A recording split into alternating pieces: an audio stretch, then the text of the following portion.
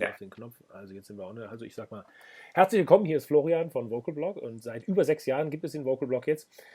Und erst im verflixten 7. Jahr ist uns gelungen, diese beiden Herren, also auch nicht alle, aber immerhin schon mal die Hälfte vor die Kamera zu kriegen, die Helden des deutschen A Cappella im Interview. Hier sind Lukas und Olli von Maybe Bob. Guten Morgen. Guten Morgen. Sehr Hallo. guten Morgen. Aber das hast du gesagt mit den Helden. Ja, Das natürlich. ist nicht unsere Ich Wortwahl. werde noch einige Sachen sagen, die ihr dann kommentieren dürft. Das ist ja klar im richtigen Interview. Also, wir hatten 2 Termine zur Auswahl für dieses Interview. Als ich mich dann endlich entschieden hatte, hat mir Lukas dann gesagt, ja, die Tagesplanung für morgen ist eigentlich schon durch. Maybe Bob hat also einen Plan. Könnt ihr den mal kurz beschreiben? Naja, wir sind ja, wir kommen aus 3 verschiedenen Städten, aus Hamburg, Berlin, Hannover.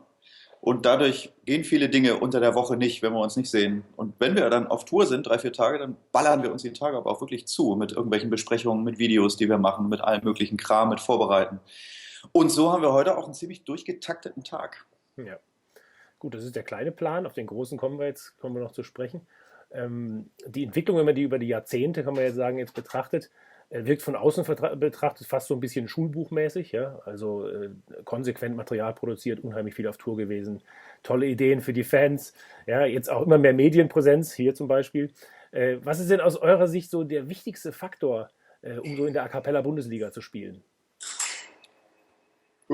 Konstant versuchen, Qualität abzuliefern, würde ich Richtig, mal sagen. konstante Qualität ist es, glaube ich. Also, dass man immer versucht, auf einem hohen Level zu arbeiten, sich nicht zwischendurch mal gehen lässt, versucht immer künstlerisch an einem Strang zu ziehen, sowohl in der Band als auch nach außen immer das sozusagen im Auftreten irgendwie spannend und doch aber gleich zu bleiben, nachvollziehbar.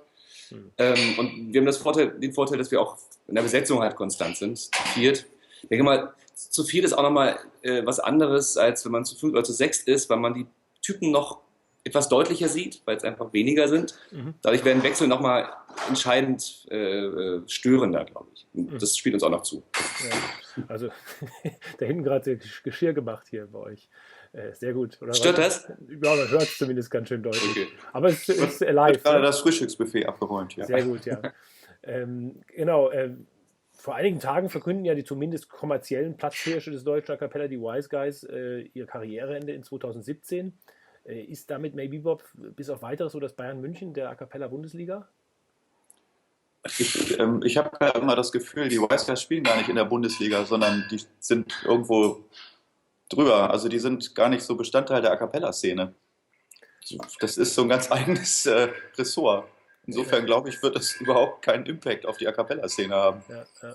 Das ist ein gut, damit nimmst du quasi die nächste Frage vorweg, weil da habe ich dann gefragt, ist es denn eigentlich, wenn man wirklich erfolgreich sein will, ist es überhaupt ein Ziel, in der A Cappella Bundesliga zu spielen, oder müsste man da eher so in der Champions League, also bei den richtigen Popgruppen dabei sein? Wie seht ihr das denn?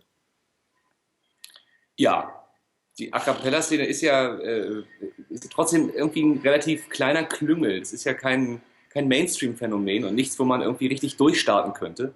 Wir leben da gerne und gut von und es macht auch Spaß, aber jetzt als Mainstream-Act wahrgenommen zu werden, das ist in der Szene, glaube ich, wenig möglich. Das geht halt. Pentatonix sind ja auch nicht mehr Bestandteil der Szene, die sind jetzt auch in der Popkultur und haben die Szene, nehmen die zwar auch mit, das schaffen die, aber müssen sie auch nicht. Das könnte denen auch egal sein. Ja. Also hat euch das, oder inwiefern schränkt euch dann das, oder in der Zeit hat euch das denn schon mal eingeschränkt, diese Schublade, die ja auch, wenn du die aufziehst irgendwo, dann sagen die, ja, das ist ja schon sehr speziell A Cappella, ne? Also es ist ja auch irgendwie nett, in so einer Schublade zu stecken, weil man das Publikum, was man dann abends im Saal hat, immer wieder ein bisschen vor den Kopf stoßen kann, so sanft. Das ist ja auch so unsere Spezialität, was wir immer wieder versuchen, eben mit Erwartungshaltungen zu brechen. Und da fühle ich mich eigentlich so guerillamäßig ganz wohl, dass wir unseren Platz in dieser Szene haben und die Leute dann aber auch immer so ein kleines bisschen verstören dürfen, um sie dann wieder in den Arm zu nehmen. Das mag ich ganz gern. Ja, das ist ein schönes Konzept. Und habt ihr wie viele so erfolgreiche Gruppen jetzt auch ein Festival, ein eigenes, sage ich mal, Berlin Bärvokal? Wie kam es denn dazu und warum macht ihr euch denn jetzt noch mehr Arbeit? Ja, Olli steckt den Finger auf mich, weil das gar kein Baby Bob Festival ist, sondern das habe ich mir ja mit Felix Povrosto zusammen ausgedacht. Und die Bopper waren sozusagen in den ersten 2 Jahren mit dabei, aber jetzt auch gerade nicht. Nächstes Jahr ist, glaube ich, gar keiner dabei. ist, glaube ich, eher mein Ding und eine Mehrarbeit, die ich mir mache, mit Felix zusammen und jetzt auch einem richtig großen Team, das wir größtenteils aus dem Babybop Fanclub rekrutiert haben. Also irgendwie ist der Spirit schon mit drin, aber die Band selber nicht. Ja. Und die Arbeit für Berlin habe ich mir halt machen wollen, weil das meine Heimatstadt ist, weil da Vokalmusik noch zu kurz kommt oder die ich da gerne sehen würde. Und ich mir gerne auch Arbeit zu Hause mache. So. Und nicht immer nur auf Tour sein möchte. Ja, also Maybe hat es mit angestoßen, aber ist im Prinzip nicht da beteiligt. Okay, das sieht man, dass man das nur oberflächlich teilweise wahrnimmt. Nachdem er ja in Deutschland schon so ziemlich von jeder Dorfturnhalle bis zur schicken Konzertsaal fast alles bespielt hat, zieht es euch jetzt auch ins Ausland immer mehr. Man hat jetzt also euch verfolgen können, wie ihr die USA bereist habt. Ich glaube, nach Asien wart ihr schon oder geht ihr noch? Hätte ich jetzt besser recherchieren können. Wie funktioniert denn die Maybe-Show im Ausland? Ihr habt ja auch durchaus Texte als wichtiges Element von euch und in Amerika sprechen ja noch nicht unbedingt sehr viele Deutsch. Und in Asien auch nicht. Also Asien ist ja erst dieses Jahr, das wird neu für uns. Wir haben uns für Amerika oder überhaupt für den internationalen Markt Texte übersetzen lassen von uns. Wir haben also eine CD, German Verboten heißt die, das sind unsere Stücke auf Englisch. Und in Amerika war es aber so, dass da ja sehr viele deutschstämmige Leute leben, in der dritten, vierten Generation vielleicht, die auch richtig Bock hatten, deutsche Stücke zu hören. Wir haben von den englischen Stücken gar nicht so viel auswendig lernen müssen für die Tour, sondern da kamen eben auch so Dinge wie König in Thule oder Gedanken sind frei, total toll an. Also die wollten ja auch ein bisschen deutsche Kultur von uns hören. Das wäre ja jetzt doof gewesen, wenn wir da versucht hätten, uns anzubiedern und überhaupt nichts von dem gemacht hätten, was uns eigentlich auszeichnet. Aber der Zynismus und das Miteinander auf der Bühne, was uns in Deutschland auszeichnet, der ist in Englisch genauso da. Also das hat da auch genauso geklappt, weil wenn man Englisch moderiert, dann kann man nochmal damit kokettieren, dass man schlecht Englisch spricht und so. Man muss gar nicht da der perfekte englische Entertainer sein. Das funktioniert auch so ziemlich gut. Und in Asien wird es jetzt nochmal neu sein.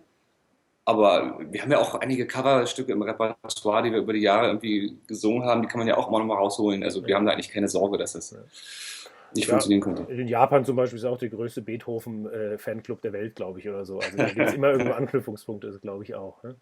Genau, oder die Housejacks Coverbands, die sie da gegründet haben. Richtig. Auch herrlich. Ja.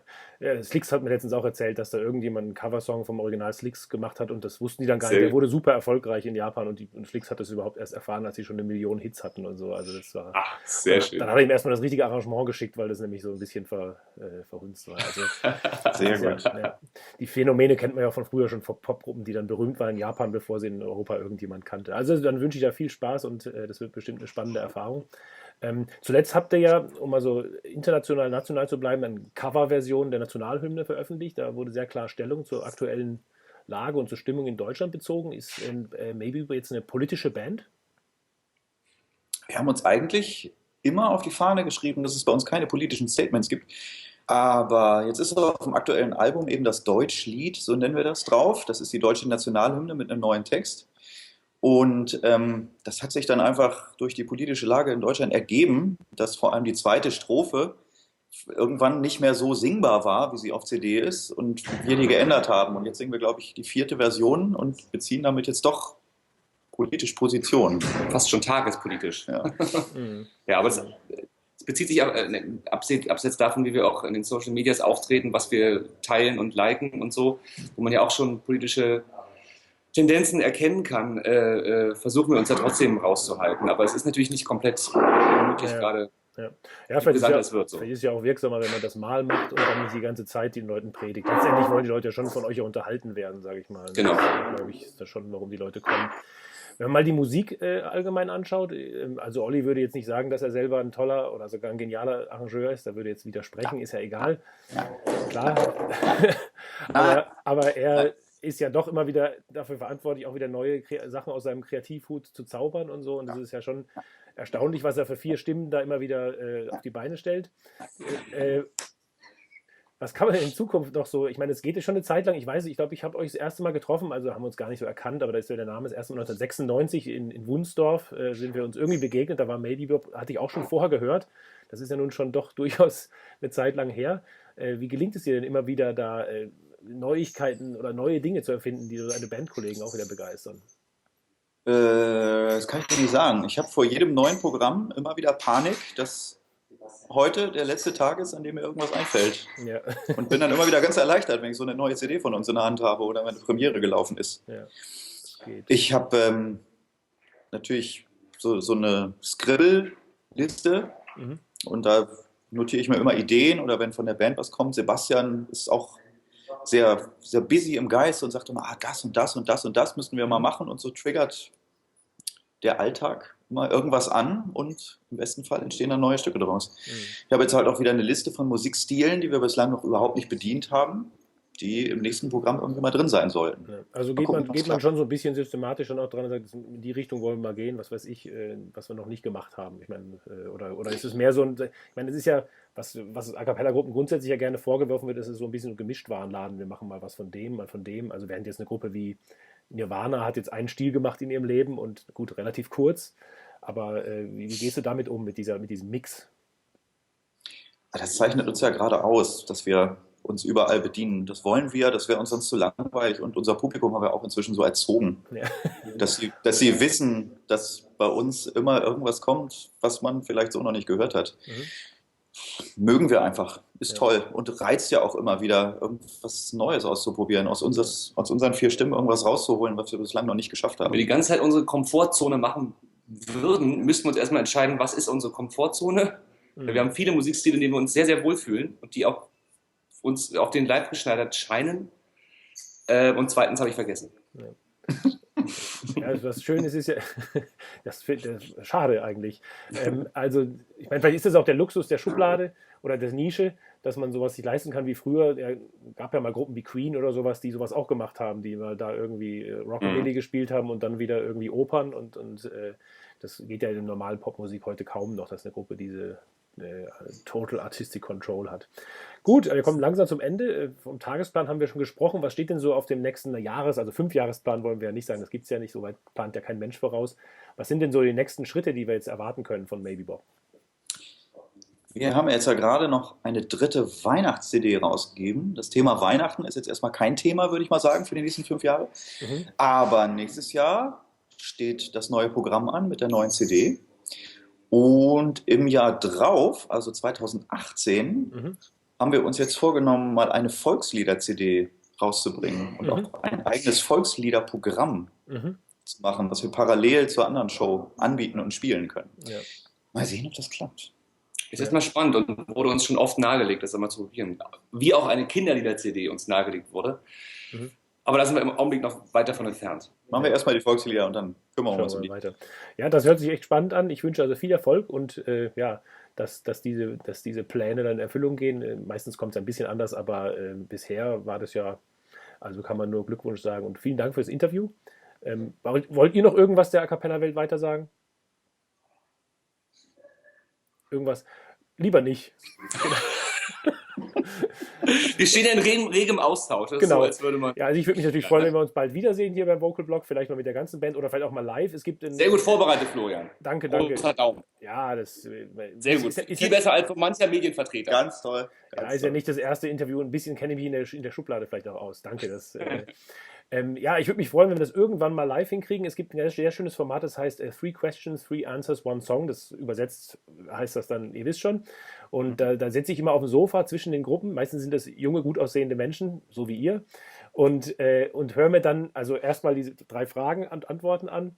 Und dann lasse ich mir ein Lied so quadrophonisch um die Ohren säuseln. Das ist sehr schön und sehr albern. Da sind jetzt auch gerade ein anderes wieder, habe ich gerade hochgeladen. Das macht wirklich Spaß. Auf diese Zukunft, alles Gute und bis bald. Gute Tour. Tschüss. Sehr gerne. Mach's gut. Danke.